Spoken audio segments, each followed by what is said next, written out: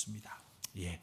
이제 우리 하나님 말씀 함께 교독해서 읽어 내려가십시다. 로마서 4장 13절로 25절입니다. 사순절 둘째 주일 우리에게 주시는 말씀 로마서 4장 13절로 25절입니다. 이 말씀은 저희들 생명의 삶이 수록되어 있는 게 아니라 성서 정과라고 해가지고 교회력에 따라서 성경을 쭉 읽어 내려가게 만든 우리 교회의 전통이 있습니다. 거기에서 사순절 주일날 그 말씀에 해당되는 것 선택해서 여러분과 함께 나누고 있습니다. 로마서 4장 13절로 25절입니다. 다 찾으시면 한 절 한 절 교독해서 읽습니다. 제가 가지고 있는 성경으로는 신약 244쪽이 되겠습니다. 4장 13절 다 찾으신 줄 알고 제가 먼저 읽습니다. 아브라함이나 그 후손에게 세상의 상속자가 되리라고 하신 언약은 율법으로 말미암은 것이 아니요 오직 믿음의 의로 말미암은 것이니라.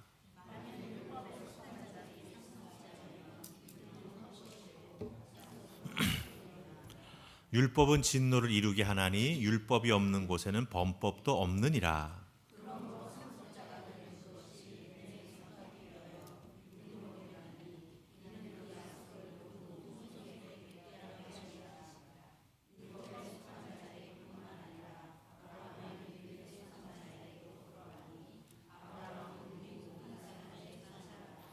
기록된 바 내가 너를 많은 민족의 조상으로 세웠다 하심과 같으니 그가 믿은 바 하나님은 죽은 자를 살리시며 없는 것을 있는 것으로 부르시는 이시니라.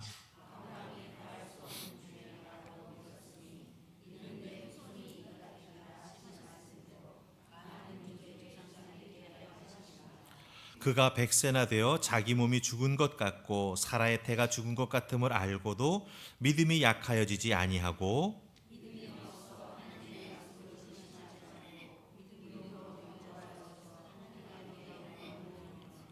약속하신 그것을 또한 능히 이루실 줄을 확신하였으니 그에게 의로 여겨졌다 기록된 것은 아브라함만 위한 것이 아니요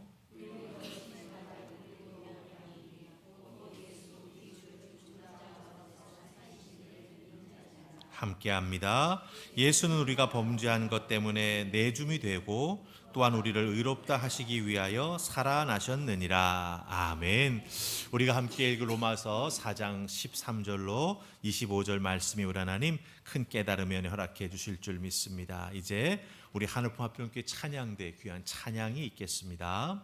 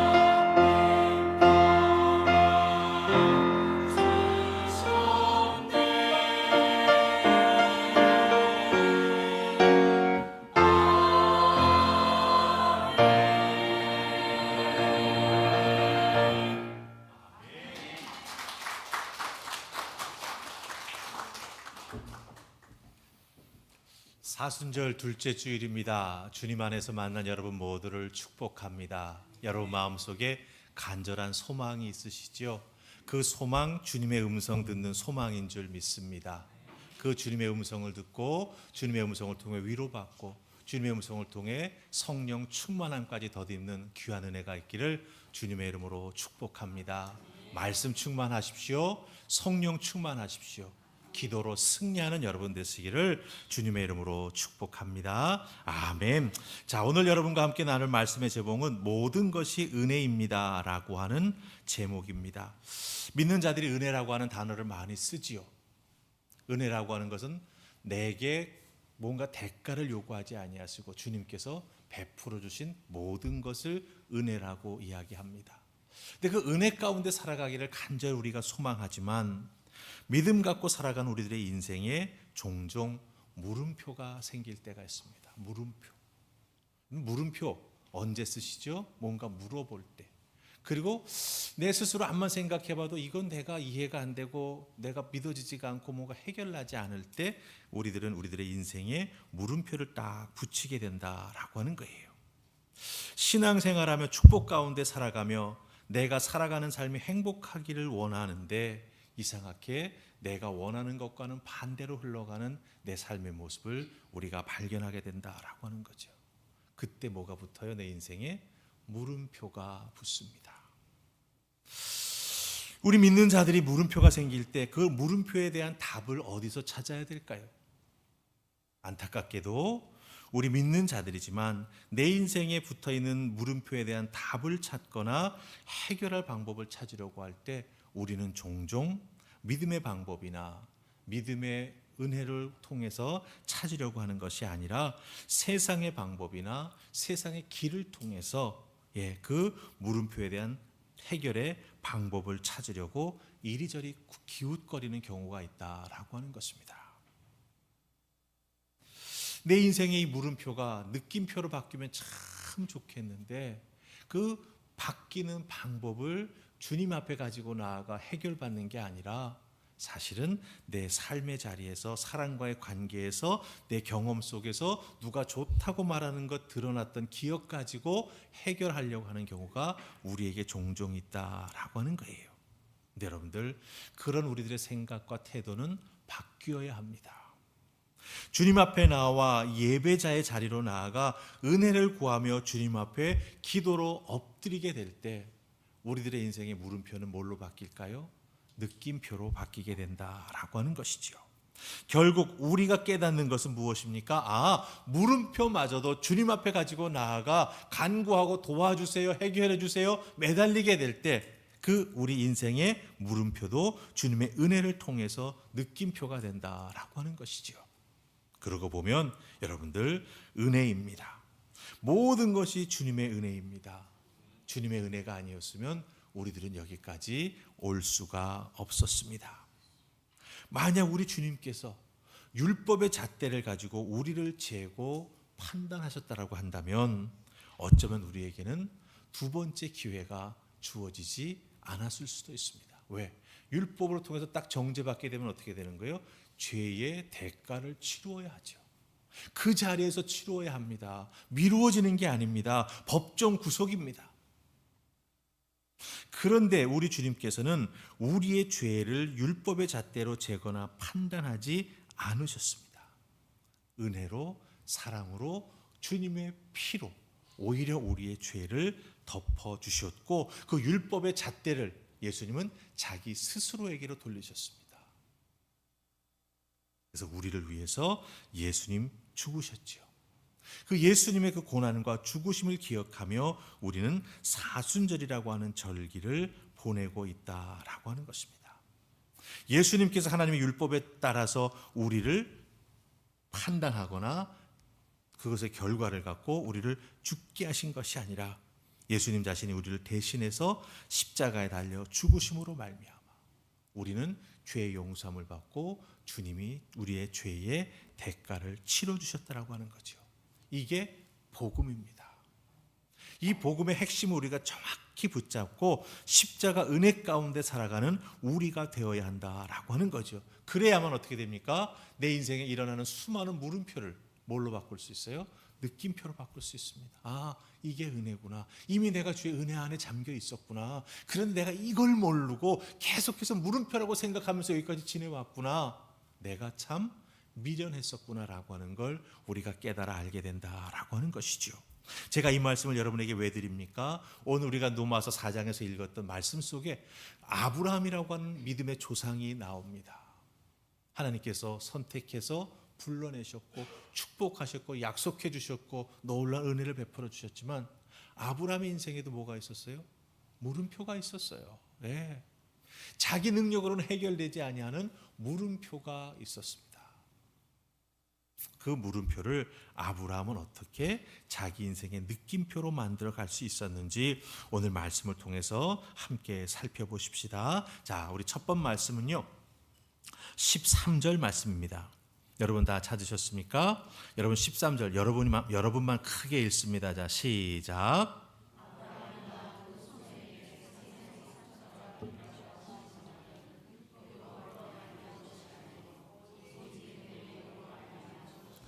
아멘. 하나님께서 아브라함을 축복해 주시기 위해서 어떻게 하셨습니까? 갈대아 우르라고 하는 땅에서 불러내셨지 않습니까? 그 부르실 때 약속해 주셨어요. 내가 너로 하여금 정말 축복의 통로로 쓰겠다.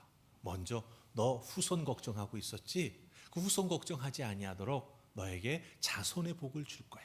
근데 어떻게 주시겠다고 하셨죠? 하늘의 별처럼 바닷가의 모래알처럼 엄청난 자손을 주시겠다고 약속하셨습니다.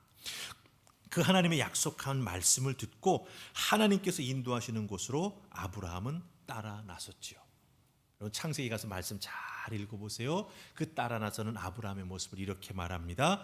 갈 곳을 알지 못하고 발걸음을 옮겼다라고 말하고 있습니다.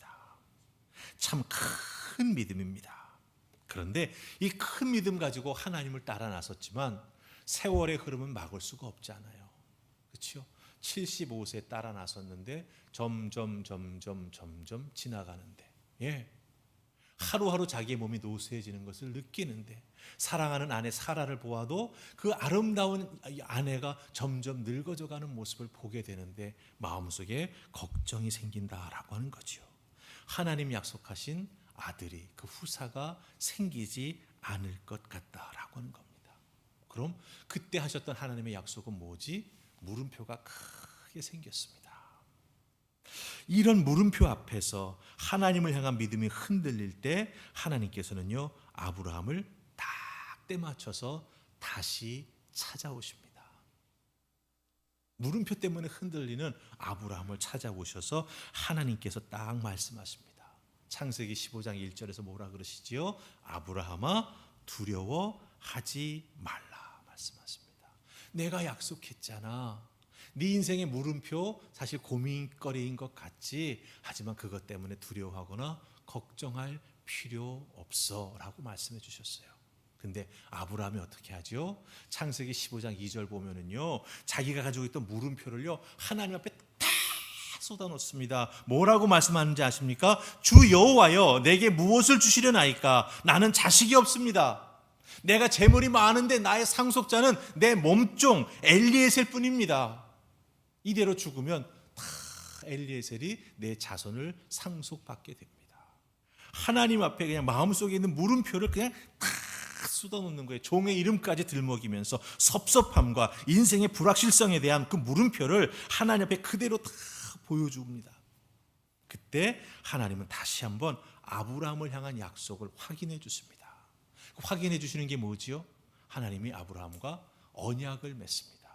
언약을 맺을 때 우리는 지금 계약서를 찍고 도장을 찍지요. 그땐 그렇지 않았습니다. 그 언약을 맺기 위해서, 약속을 맺기 위해서는 어떻게 했냐면 두 사람의 짐승 한 마리를 골라요. 그래가지고 각을 뜹니다. 즉 반을 갈라요. 그래가지고 그 짐승을 양쪽으로 벌려놓고 계약 당사자가 그 짐승 사이를 왔다 갔다 걸어가는 거예요. 그게 언약이에요. 무슨 뜻입니까? 이 언약 어기면 너 이렇게 죽어예요.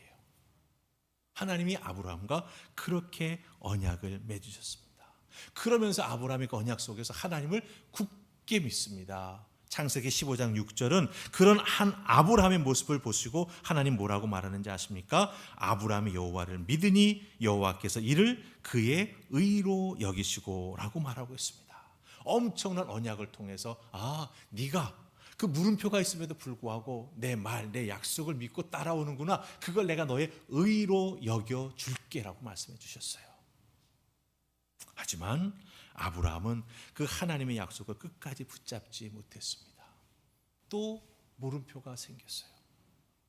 그 물음표가 또 생기자 어떡합니까? 하나님의 약속을 믿지 못하고 결국은 자신들의 방법으로, 아브라함과 사라의 방법으로 해결하죠. 어떻게 하죠? 옆에 있는 몸쪽 하갈을 통해서. 하늘로부터 하나님이 주신 게 아니에요. 자기 옆에 있는 탁 붙잡을 수 있는 쉬운 사람, 그렇죠? 내 몸종이니까. 그 당시 세계는 몸종은 내 마음대로 할 수 있는 거예요. 너 내 남편과 들어가 동침해 하면 끝이에요. 그런 쉬운 방법, 옆에 있는 사람을 끌어당기는 그런 방법을 통해서 이스마엘을 얻었습니다. 이건 불순종이죠. 하나님의 약속을 믿지 못하는 아브라함과 사라의 모습입니다. 그렇다면 하나님 입장에서 보면 뭐죠? 분명히 하나님이 언약 맺었지 않습니까? 그 언약 맺을 때 아브라함이 갖고 있던 믿음을 의로 여겨주시지 않았습니까? 근데 언약을 누가 파기했죠?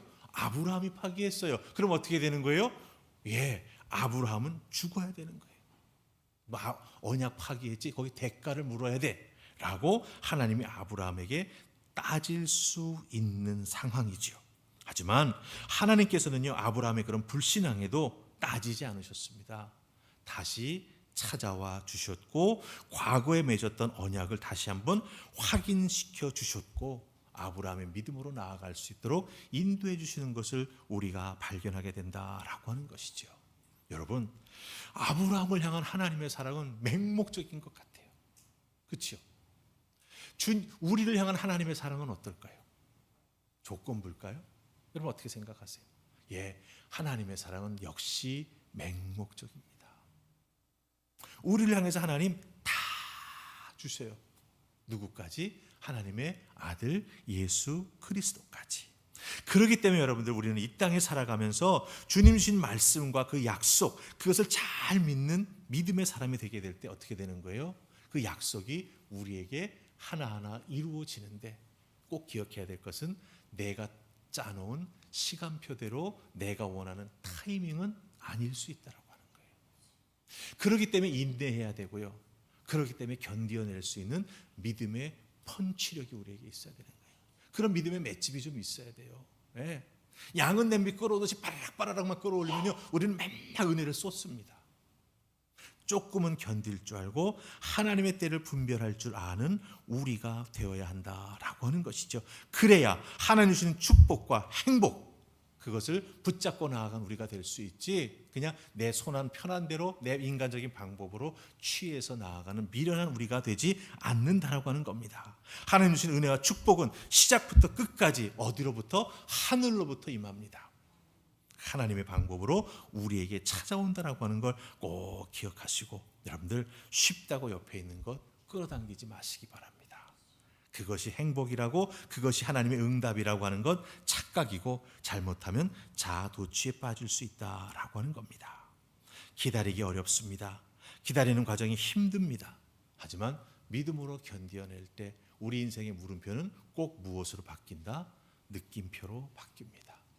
그 느낌표, 여러분들 이 사순절 기간 동안에 잘 기다리고 인내하시면서 깨달아 하는 은혜가 있기를 주님의 이름으로 축복합니다. 아멘. 자, 우리 두 번째는요, 17절 말씀 보십시다.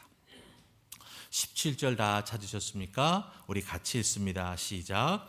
기록된 바 내가 너를 많은 민족의 조상으로 세웠다 하심과 같으니 그가 믿은 바 하나님은 죽은 자를 살리시며 없는 것을 있는 것으로 부르시는 이시니라. 아멘. 자, 우리가 읽은 17절 말씀 속에서 아브라함이 가지고 있는 믿음의 모습이 하나 나옵니다. 어떤 믿음의 모습이죠? 잘 보세요.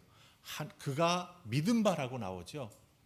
그 믿은 바 하나님은 어떤 분이세요? 죽은 자를 살리시는 분, 없는 것을 있는 것으로 불러주시는 분, 그게 누구예요? 아브라함이 믿는 하나님이라고 하는 거예요. 즉 여기서 발견하는 아브라함의 믿음의 모습은 무엇입니까? 부활 신앙의 모습이 된다라고 하는 거예요. 와, 아브라함 때 부활 신앙이 있었나? 예, 여러분 아브라함의 삶을 한번 잘 살펴보세요. 아브라함은 분명히 부활 신앙을 가지고 있었습니다. 아브라함은 부활 신앙이 있었기 때문에 100세에 어렵게 얻은 아들 이삭을 하나님께서 제물로 바치라고 할 때 바치려고 끌고 갈 수 있었죠. 마지막에 칼까지 뽑아들 수 있었습니다. 실행하려고, 정말로 아들의 목을 따려고 마음 먹었었습니다. 그리고 바랄 수 없는 중에 바라고 소망했기에 그 나이 많은 때에 하나님께서 이삭을 아들로 허락해 주셨지요. 아브라함에게는 이런 믿음이 있었기 때문에 비록 처음 물음표 앞에서 실수도 했지만 100세가 되어서 낳은 자식 끝까지 기다릴 수 있었다라고 하는 거예요. 여러분들 100세의 자식을 낳을 수 있다라고 하는 건 사실 인간의 상식을 넘어서는 거지요. 100세까지 자식을 기다린다라고 하는 것 인간의 이성으로 보자면 미련한 것일 수 있습니다. 하지만 아브라함은 바랄 수 없는 중에 바라는 믿음을 가지고 있었기 때문에 죽은 자도 살리신다라고 하는 하나님의 은혜와 능력을 믿었기 때문에 그 모든 것을 견뎌낼 수 있었고 이겨낼 수 있었고 하나님께 끝까지 순종할 수 있었다라고 하는 거예요. 여러분, 우리가 믿음의 조상인 아브라함에게서 이 사순절 기간 본받아야 될 믿음의 모습이 바로 이 믿음의 모습입니다. 그래, 부활신앙. 하나님 말씀하시면 내가 순종해 나아가야지. 바랄 수 없는 중에 바랄 수 있도록 내게 믿음을 주셨으니 이 믿음 가지고 나아가면 나는 마침내 승리할 거야 라고 하는 이 믿음, 아브라함을 통해서 우리가 본받고 소유해야 된다라고 하는 것입니다. 그 믿음 붙잡고 나아갈 때 여러분들 오늘 우리들의 삶의 자리에서 부활의 은혜와 역사를 통해서 주시는 하나님의 은혜와 축복을 맛보며 살아가는 우리가 될 수 있다라고 하는 것. 그러게 여러분 어떻게 됩니까? 바랄 수 없는 중에 바라는 아브라함. 믿음이 없다면 사실 시험에 크게 들었을 네 100세에 낳은 아들 나에게 제물로 바쳐. 그때도 살아 역사하시는 하나님의 능력을 믿고 아브라함은 순종해 나아갈 수 있었다라고 하는 것입니다. 이 믿음이 우리에게는 참 귀합니다. 여러분들 얼마 전에 돌아가신 이어령 박사님 잘 아시지요? 이 이어령 박사를 예수 믿게 만든 사람이 있습니다. 누구냐면 이 박사님의 따님이에요. 이민아 목사. 이 이민아 목사는 암 걸려서 아버지보다 거의 한 15년 이상 전에 사실은 하나님이 불러가셨어요. 네. 이민아 목사가 책을 한 권 썼습니다. 하늘의 신부라고 하는 책을 썼어요. 근데 이 책이 출판된 날짜와 이민아 목사가 하나님 앞으로 불림받아 올라간 날을 보면은 책이 더 늦게 나왔어요. 그러니까 유고집이죠. 거기 보면은 그 유고집에 이런 내용이 있습니다. 제가 몇 줄 인용해 볼게요. 잘 들으세요. 믿음의 반대가 무엇인 줄 아는가? 믿음의 반대는 두려움이다. 두려움을 인정하는 순간 믿음은 그 권세를 잃어버린다. 아브라함은 두 가지를 다 믿었다. 이삭에게서 믿음의 자손이 모래알처럼 많이 나오는 것과 제가 이제 또 설명할게요. 두 번째예요. 믿는 거. 이삭을 죽이라는 하나님도 믿었다. 나는 내 아들과 저 위에 올라가서 예배드리고 올 거야. 그리고 우리는 돌아올 거야. 이게 바로 아브라함의 믿음의 모습이었다고 하는 거죠. 근데 거기서 두려움에 잡혀서 어쩔 줄 몰라 했다면, 그렇죠? 아브라함과 이삭은 어떻게 되었겠는가라고 하는 것이죠. 예, 믿음은 논리적인 것이 아니다. 논리적인 사람은 믿음을 가질 수 없다. 거꾸로 말하면 논리적인 사람은 두려움의 노예 생활에서 벗어나기 어렵다. 우리가 인생을 살면서 논리는 반드시 필요하다. 논리가 부족하면 학업과 사회생활이 어렵다. 하지만 때로는 인간의 논리를 뛰어넘는 아브라함의 믿음이 우리에게 필요하다. 이민아 목사는 그렇게 말하고 있습니다. 예, 여러분들 기억하십시다. 논리, 이성, 배운 것들, 사실은 그런 것들이 우리 믿음 생활에 도움이 되는 건 맞습니다. 하지만 그것이 전부일 수 없다라고 하는 것. 그것 때문에 내 인생에 두려움이 생기고 의심이 생기기 시작하면 우리들의 신앙은 정말 말할 수 없이 무너져 내린다라고 하는 것. 모래뚝 작은 물줄기에 구멍 한번 뚫으면 어떻게 됩니까? 삽시간에 모래뚝은 흔적이 남지 않습니다. 두려움, 의심, 세상의 경험, 학식, 그걸로 내 믿음의 토대를 삼고 있다고 한다면 여러분, 작은 시험, 작은 풍파의 빗줄기에도 어떻게 됩니까? 싹 다 쓸려가 버리고 만다라고 하는 거죠. 그렇기 때문에 우리는 어떻게 해야 됩니까? 아브라함과 같은 믿음의 소유자가 되어야 한다라고 하는 것입니다. 죽은 자를 살리시고 없는 것을 있는 것으로 불러주시는 하나님, 그 하나님을 믿고 나아간 우리가 될 때 하나님께서 주신 은혜를 통해 아무리 우리들의 삶이 어렵고 힘들다 할지라도, 내게 아무리 큰 인생의 물음표가 있다 할지라도 이 물음표를 뒤집으면 분명히 느낌표가 될 거라고 하는 확신을 가지고 우리가 신앙생활에 나아갈 수 있다고 하는 거 꼭 기억하시고 하나님의 은혜 가운데 승리하는 은혜가 있기를 주님의 이름으로 축복합니다. 아멘. 자, 우리 하나 더 보십시다. 마지막 25절입니다. 찾으셨습니까? 우리 크게 같이 읽습니다. 시작. 예수는 우리가 범죄한 것 때문에 내줌이 되고 또한 우리를 의롭다 하시기를 위하여 살아나셨느니라. 아멘. 자, 이 25절에서 사도 바울은요, 아브라함과 우리들을 연결시켜주고 있습니다. 이 25절에 나오는 우리라고 하는 단어 표현에는 원래 성경의 의미를 치자면 유대인, 헬라인, 그리고 이방인을 뜻합니다. 근데 여러분들 따지고 보면 우리는 누구예요?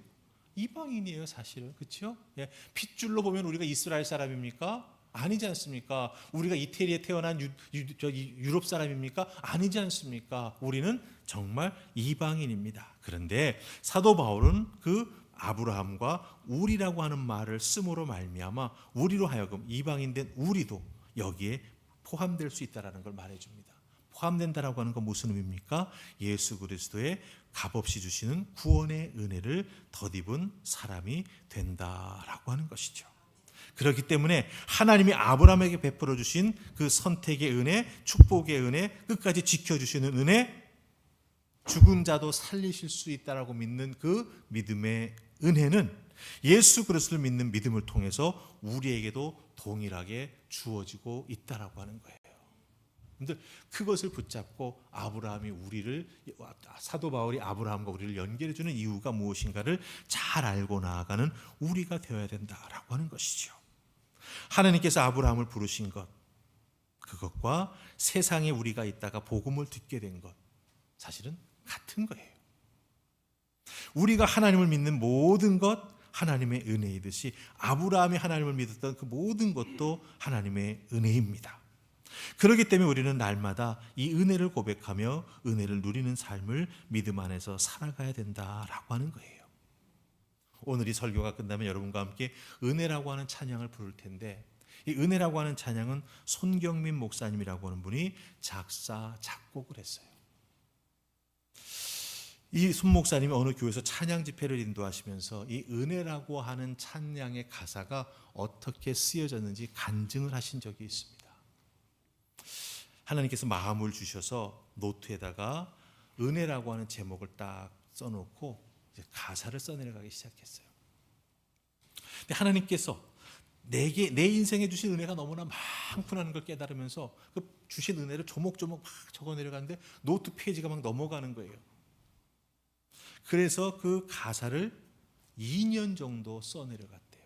그러니까 꽤 많은 분량의 가사를 썼겠죠. 물론 거기서 그것도 정리해서 딱 압축하려고 했겠지만, 그러다가 코로나가 딱 터졌어요. 코로나가 터지고 나서 목사님은 그 노트를 폐기했답니다. 다 지워버리고 없애버렸대요. 그리고 가사를 다시 쓰기 시작했대요.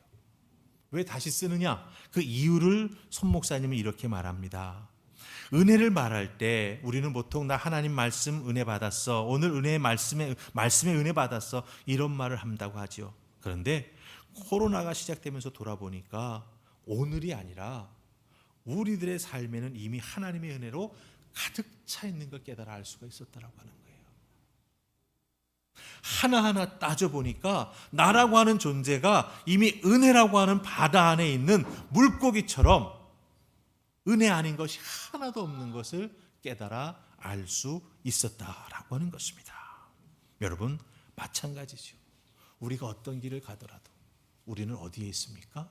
하나님의 은혜의 바다 가운데 있다라고 하는 것이죠. 내 삶에 어려움이 있다 할지라도, 그것이 나의 인생에 물음표를 만들어준다 할지라도, 그 물음표 때문에 현실적으로 내가 힘들고 미래에 대한 가능성이 자꾸 없어져 보인다 할지라도 어떻게 해야 됩니까? 우리는 아브라함과 같은 믿음의 소유자가 되어야 한다라고 하는 거예요.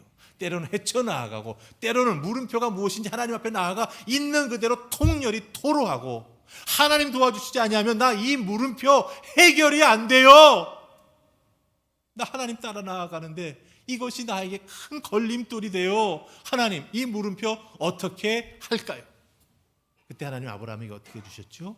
다시 한번 하나님의 부르심의 은혜가 무엇인지, 언약이 무엇인지 차근 설명해 주셨습니다. 나중에 할례까지 베풀어 주시죠. 네 몸에 내 은혜가 있는 거야, 확증까지 주셨어요. 그렇다고 한다면 여러분들, 우리도 믿음 가지고 이 때를 살아가고 있을 때, 참으로 우리가 살아가는 요즘 시기가 얼마나 힘들고 어렵습니까? 다 불확실성이 있죠. 그럴 때, 내 힘으로 안 될 때, 희망이 보이지 않을 때 믿음 지키는 것 결코 쉬운 일 아니지만 우리는 분명히 해야 됩니다. 믿음은 보이지 않는 것을 믿는 것이고, 아브라함처럼 바랄 수 없는 중에 바라고 믿는 것이 우리의 믿음이다. 그렇기 때문에 그 믿음은 우리에게 소망을 준다. 그 소망은 물음표를 느낌표로 바꾸어 준다. 이 믿음으로 여러분 승리하며 나아가야, 이 사순절 기간 예수님 우리를 위해서 고난받으시고 십자가에 달려 죽으시잖아요. 그럴 때 그 십자가에 달리시는 고난 중에도 우리를 찾으실 것 같아. 그래, 잘하고 있어. 내가 너를 응원하고 너를 격려해. 내가 부활하고 나서 너를 꼭 찾아갈게. 우리 주님 다시 찾아봐 주셨잖아요. 그 주님 오늘도 우리를 찾아와서 만나 주실 줄 믿습니다. 그 믿음의 용기를 발휘할 수 있는 기회를 우리에게 주실 줄 믿습니다. 물음표가 커지고 많아질 때 어쩌면 우리는 아브라함에게 주셨던 그 믿음 나도 달라고 기도하면서 그 믿음의 능력을 발휘할 순간이 우리에게 주어지는 것은 아닌가 한번 잘 돌이켜보고 그 믿음의 능력을 꼭 실천하며 사용하는 여러분 되시기를 주님의 이름으로 축복합니다. 아멘. 자, 우리 이제 은혜라고 하는 찬양 부르십시다. 가사 하나하나를 여러분 잘 곱씹어 보세요. 그리고 하나님 앞에 정말 이 사순절 기간 동안 아브라함에게 주셨던 그 믿음, 부활의 믿음, 없는 것도 있는 것으로 가능케 해주시는 그 믿음 갖고 살아나간 우리가 되게 해주시옵소서. 함께 기도하십시다.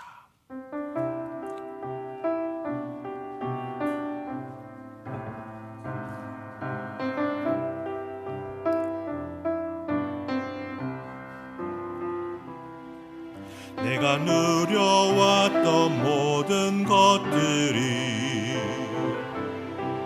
내가 지나왔던 모든 시간이, 내가 걸어왔던 모든 순간이 당연한 것 아니라 은혜였소. 아침 해가 뜨고 저녁에 노을, 봄의 꽃향기와 가을의 열매, 변하는 계절의 모든 순간이 당연한 것 아니라 은혜였소. 모든 것이 은혜,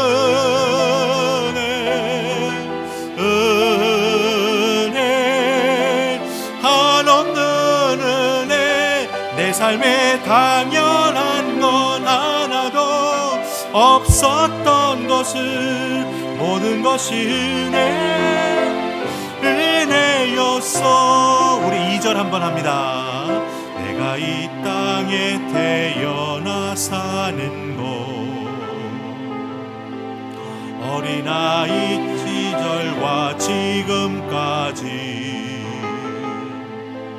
숨을 쉬며 살며 꿈을 꾸는 삶, 당연한 것 아니라 은혜였소. 내가 하나님의 자녀로 살며 오늘 찬양하고 예배하는 삶, 복음을 전할 수 있는 축복이 당연한 것 아니라 은혜였소. 모든 것이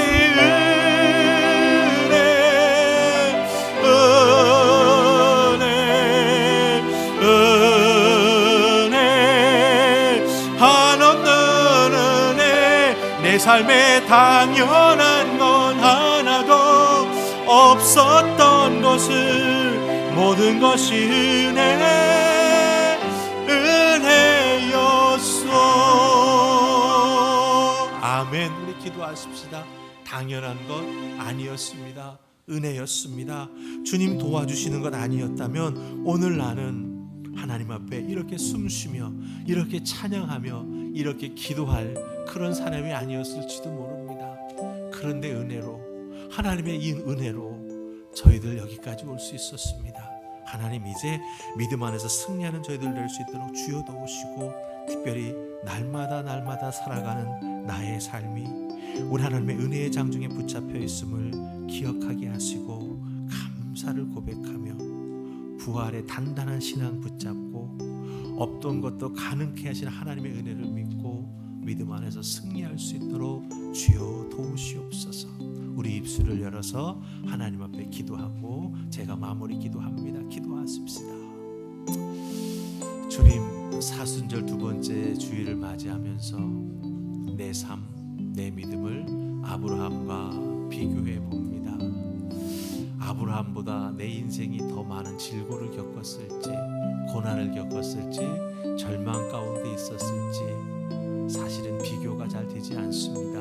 하지만 아브라함은 존재 자체가 도전을 받았습니다. 아들이 없는 후사가 끊어진 인생으로 코끝에 호흡이 멈춰버리면 아브라함이라고 하는 존재는, 하나님이 불러서 믿음의 조상으로 삼아주신 아브라함이라고 하는 존재는 그냥 사라져버리고 맙니다. 누구도 기억해주지도 않고 그 누구도 이름도 불러주지 않습니다. 그런데 하나님은 그런 인생의 큰 물음표 앞에서 아브라함을 찾아가 주셨고 확인시켜 주셨고 힘을 주셨고 또한 믿음으로 승리하며 나아갈 수 있도록 이끌어 주셨습니다. 그 이끌어 주심의 은혜, 그 믿음의 큰 은혜를 저희들에게 더하여 주시옵소서. 결코 나는 하나님 앞에 부족한 존재도 아니요, 작은 존재도 아니요, 없어질 존재도 아니라고 하는 것, 믿음 가지고 하나님을 믿고 의지하며 나아가기에 나를 위해 하나님께서 하나님의 독생자 아들 예수 그리스도를 십자가에 달려 죽게 만드셨다라고 하는 것, 그러기에 나는 예수 그리스도의 보혈의 공로를 덧입고 다시 거듭난 하나님의 자녀라고 하는 이 은혜, 이 은혜를 붙잡고 살아가는 우리 모두가 되게 하여 주시옵소서. 은혜입니다. 모든 것이 은혜입니다. 주여 도우시옵소서. 아멘 할렐루야. 아멘 할렐루야.